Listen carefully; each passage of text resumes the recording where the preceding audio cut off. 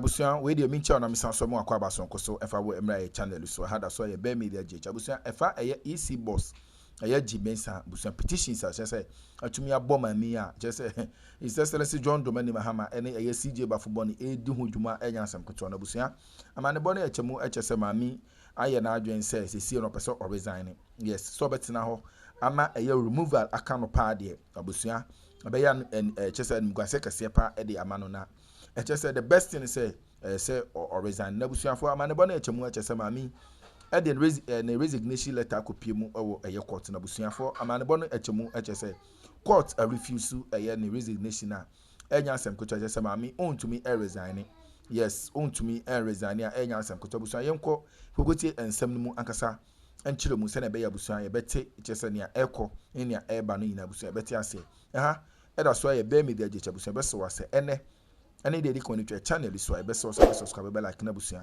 wa bo aso ahema for pension be tie no busia omo anya bi etie yinti ne course emra sesia ye das some explanations as to how this will work. Now, if you look at the constitutional provisions carefully, he says there's little wiggle room for anybody to capriciously remove a chairperson of the Electoral Commission head, 2 deputies, or also the special prosecutor. You have to have a case against them. Without a strong case, you cannot just. It's not the kind of office that the president will wake up in the morning and say, you are no more minister. That is not that kind of office. The Constitution actually explicitly states, and if you read 146, it says clearly, a justice of the Superior Court or a chairman of the regional tribunal shall not be removed from office. That's the very first thing it states, that you cannot remove them from office, but says that except for stated misbehavior. You must be able to point to the misbehavior. You must point that this is what they did. You must make a strong case for it. Or incompetence. And incompetence is not the type that we see the people stand on the platforms. He's incompetent. No, not that one. You must prove that they have incompetently discharged their duties. They are on ground of inability to perform the function of his office. So that's what the lawyer David Olaga was pointing out to us. Let's also speak to lawyer TK Jimegan. Lawyer TK Jimegan is a private legal practitioner. There are other skills that he holds, but those skills are not needed yet. Maybe on the matter of his work in the healthcare arena. Lawyer, first let me ask you, because every time I speak to you, I get curious. At what point in time did you go into healthcare and why? Good morning, Senna, and good morning to your listeners. Senna, we sojourn out of the country from time to time. Yes. So it was one of those surgeons. I was in the UK. Mm-hmm. I was doing my engineering. I've always had a thing for mental health. Okay. Because somebody died out of mental health when I was growing. And I've always been having different views. Indeed, Senna, if today I become a millionaire, the first thing I want to do is to establish a mental hospital to pick all mental patients off our streets and get treatment free. I see. Very interesting. I've always been asking God to give me that opportunity to get money and just build a mental hospital from Paga to Axim to Aflau, all mental health patients off the streets and give treatment 5% for free. Like you heard, he's always also an engineer, but this morning we are relying on his expertise in law. And of course, this weekend, I was on the same platform with you when we were discussing this matter of the petitions. One of the things we were not sure about is whether or not the presidency has the petition. The presidency now says that he has 7 on the matter of the chairperson of the Electoral Commission and 2 deputies and 3 for the special prosecutor. Now that this has been confirmed, what are your thoughts? Yes, I was going to say over the weekend we were not sure if the petitions were received. Glad they have been received. And on that same program, you remember my brother Solomon was of the view that it should be very easy to remove persons in such authorities. In that way, you will sit up and do your job. I've also picked social media things about the fact that these are acts of the executive to remove these guys. First, let me talk about the OSP. There's nobody in NDC who is not aware that removing the OSPs by NDC will be a poison chalice. This is something that we would not like to drink. Indeed, we all have our disagreement with how he's carrying out his duties. He's a fine lawyer. Indeed, he taught me criminal law. But what has been achieved so far? And you see, there's an area we are all forgetting. The OSP, or the Office of the Special Prosecutor, was a campaign promise by somebody. Then we had a situation where the person, thinking that my enemy's enemy is my friend, decided to use Martin Amido. That failed when Martin realized what he was being used for. And Kisia Jaben Esquire came in, the same thing, saying that he's not getting the cooperation, or he was not getting the cooperation from those same people. It is the same government or regime that this went through. So for me, Senna, I don't know how is he now getting the better cooperation. If he's getting a better cooperation, then what is it that NDC will be interested in his removal? I don't think NDC is interested in his removal. As for the EC, I made mention of the fact that they supervised the disenfranchisement, or the idea that the whole of South, Santo Kofi, Akpafu, Lolobi, and Lipe, my neighbors from Hawaii, having no representation in Parliament for 4 years, such a thing should not be pardoned.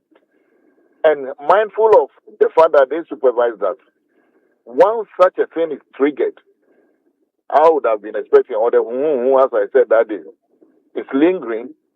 I would have expected that the character of the dead is a lesson to the living. They saw what happened to Tokonu, Justice Emeritus. I would have been advising that they should step down voluntarily. That they should step down voluntarily. Yes. But on the same platform, I think it was Lawyer Sebel pointed out that once this process is triggered, there's no room for resignation. Is there? One, you have no room for resignation when it is brought to your attention, isn't it? That's why I'm saying that once you are aware that the thing has started somehow, it has not been brought to their attention. It will be brought to their attention when they are invited, they are giving copies to say that respond to it. And in the case of the EC, we have a precedent where Charlotte Osei was asking for, I think he was giving a copy, and in the case of the OSP, Tokonu gave a copy to Kisia Jaben to respond, to determine whether there's a prima facie case. So in terms of precedent, that would have been happening, that they will give them a copy, or they will give them copies. Now you've not received that. Someone will say it was brought to your notice by virtue of newspaper publication, but you can't use newspaper publication. Now there is a Supreme Court ruling that you cannot resign. But they are not forcing you not to resign. But you cannot resign and still keep your benefits. That is the idea. But you can still resign. Indeed, the law is that nobody can force anybody to work. So you can resign. But you might not resign and still get your benefits. But what I was advising is that once you begin to hear the rumor that this is being done, first is you resign. But is that not an admission of guilt and wrong? Because if I am convinced that I've done my work in a manner that is above board, that will withstand any scrutiny, why not stand up and defend myself? Senna, the lawyers have something they call res ipsa. The thing speaks for itself. I gave you an example that they supervise the idea that a whole group of people were without parliamentary representation for 4 years. What are you going to defend about that? That is the incompetence of the highest level. What are you going to defend? But they can also, the argument has also been that they were handed a fait accompli with the demarcation of the new regions, which made it difficult. And the Constitution says that you cannot have a constituency that's in 2 regions. So now the Constitution has been divided into two. So the south area was in Oti, the Hoho area in the Volta region, and that makes it difficult for them. By the constitution, they have always insisted that it was not their doing, it was the doing of those who did the demarcations. So, Sarah, what happened that now South has their own constituency? The same procedure could have been used then. And if you feel that somebody is doing an illegality in your domain, what do? You resign. You don't support the illegality. The argument cannot fly today. They supervise it. Who issued the statement and when did they know? They issued a statement on the eve of election. Is that when they knew that they are going to disenfranchise the people? And did they seek a constitutional interpretation to see what the Supreme Court will ask for? Someone should read Valentine Jache versus Professor Margaret Kweku and NDC. And the advice given by the Supreme Court is in there.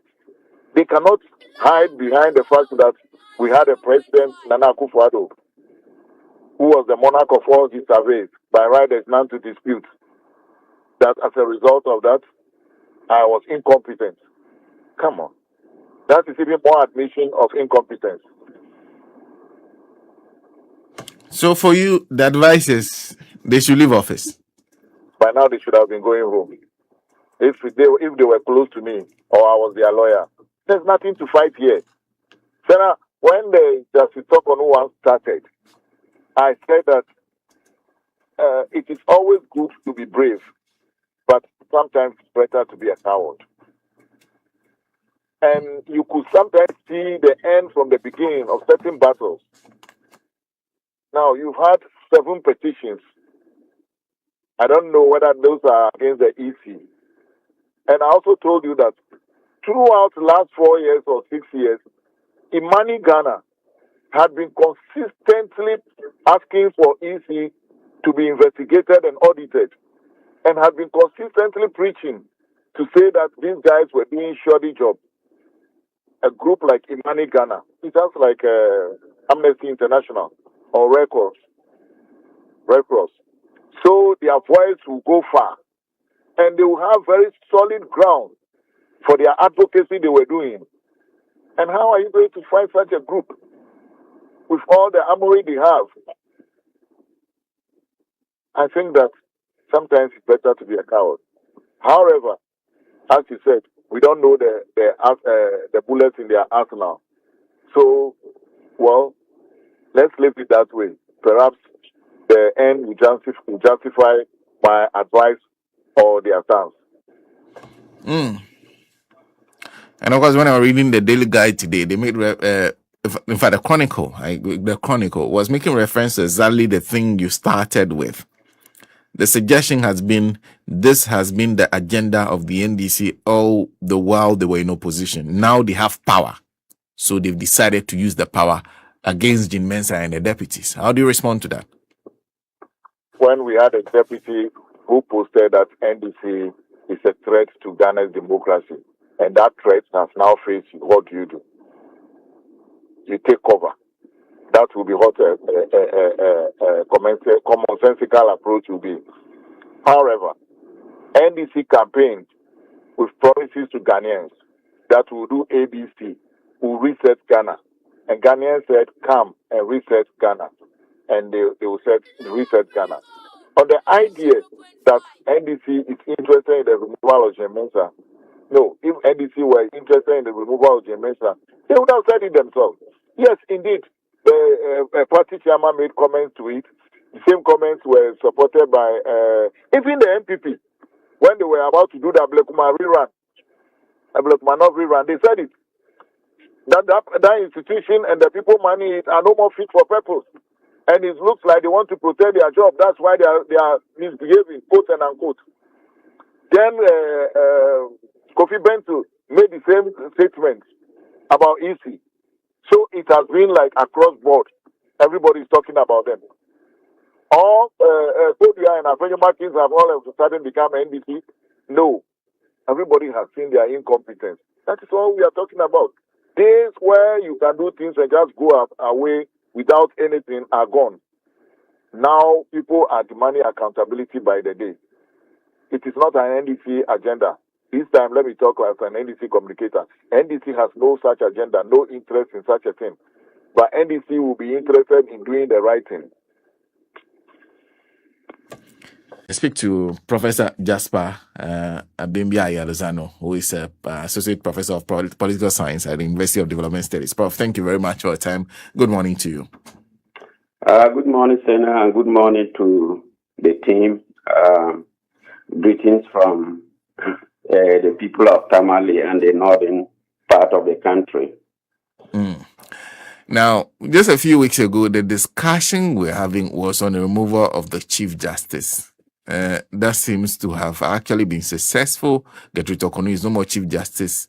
The Chief Justice now have to also deal with another issue that has to do with removal of persons who are occupying constitutional offices. In fact, if you read Article 146, which deals with the removal of just of the superior courts, which applies in the case of the EC chairperson and also in the case of the special prosecutor. It says a justice of the superior court or chairman of the regional tribunal shall not be removed from office. So the anticipation is that as far as possible, they shouldn't be touched. But the Constitution continues, except for stated misbehavior or incompetence or ground of inability to perform the functions of his office arising from infirmity of body or mind. Should you be worried because of this direction, or does it boost our accountability measures? Oh, thank you very much. I think your last point, whether it boosts our accountability measures, is clearly what is on display now with what is happening with these petitions. I think the constitutional governance that we practice, which is the anchor of our democracy, anticipated that some independent public institutions may do things that might not be in line with their work as institutions that are to ensure accountability and good governance in the country. So they provided all these checks and balances.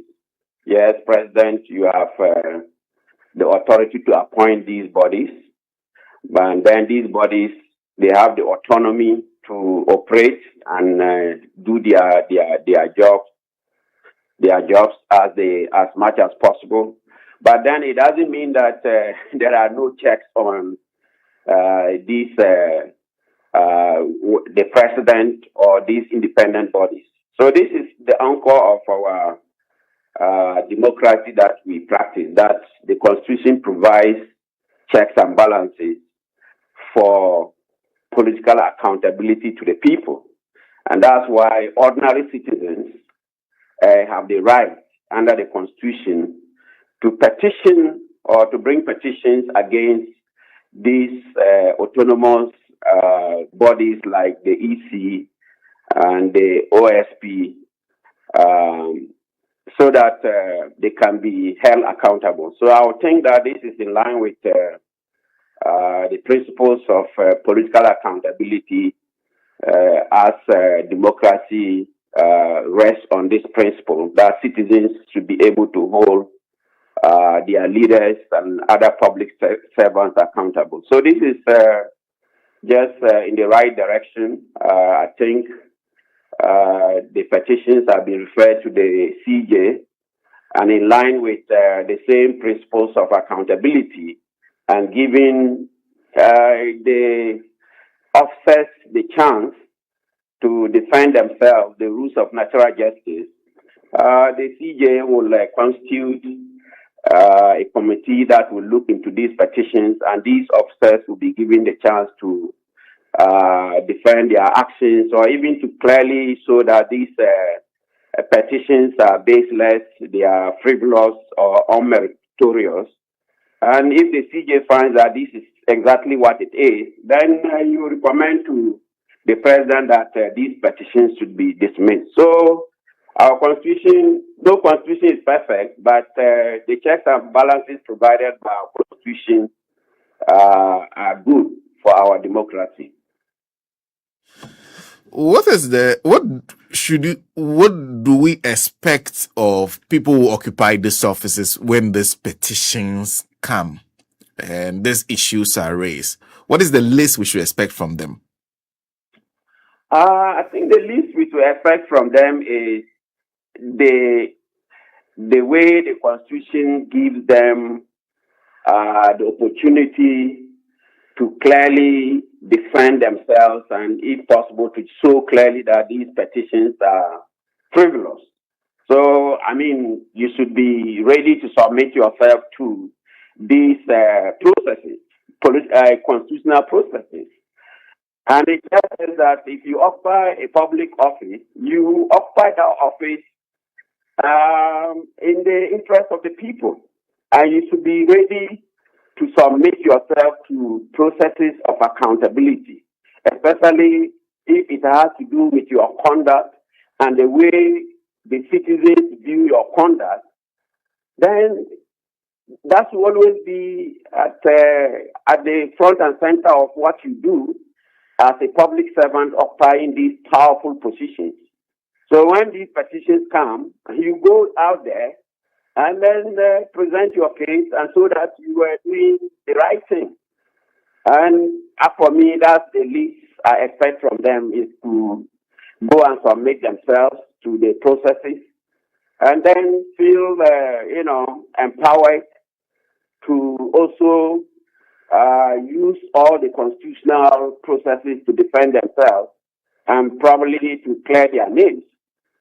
Because at the end of the day, if they are found not to have been, not guilty of these accusations, they would have cleared their names, and that's what the Constitution provides. So I think this is not a big deal. If you are a public servant, you should be ready for things like this. So they should be able to, first of all, make themselves available to answer the questions and discharge themselves so creditably these petitions are thrown out. Yes. Or if you also, there's a possibility that there will be grounds for you to be, for further disciplinary action against you. And that's why every public servant, myself included, I occupy an office as Dean of the Faculty of Communication and Media Studies. Anytime you go to the office and you sit on that chair, your decisions should be guided by the interests of the public, because it is in their interest that you sit on that chair, that you occupy that office. So your character should be above reproach. The decisions you take must be based on the rules. So if you are guided by this, that you are just a public servant serving the people, you take decisions in the interest of the people. And that doesn't mean that people will not find ways to probably accuse you of wrongdoing. But what have you got to lose or to fear once you think that you have done the right thing according to the rules and regulations of the office that you hold? I will gladly submit myself, and so that there is nothing to these petitions. But if you are also somebody who goes there to do corrupt things and then to line your pocket with the money of the people, or to play politics with your position, then you are likely to be found culpable of the crimes or the offenses that you have been accused of. In fact, Solomon also of the United Party always insists that these are not, whenever those petitions come, we should not be thrown into a state of panic where everybody starts shouting, oh, they are going to remove, that this should be normal with offices of this nature. But people still hold the opinion that these offices should not be touched. Where do you lean? Oh, that is just a very, I don't know. I think it is a pedestrian, claim or assertion. that these people shouldn't be touched. I mean, we are not dealing with saints. Even the president can be touched. The president can be impeached because we know that we are humans, and actually they can be nasty human beings that will find themselves into these offices and can do all kinds of things with the powers that they are given by the positions they occupy. And that can hurt many innocent citizens. Imagine the office of special prosecutor. It's a very important office that. Okay, abusuya we ne ensema so e political highway so Mama Jean Mensah na yegu so e de the latest update e de brema enye asam keto akora beda mase samoje pene ko tisa ensem we e de mai aha e Ghana Politics Avenue so beda mase.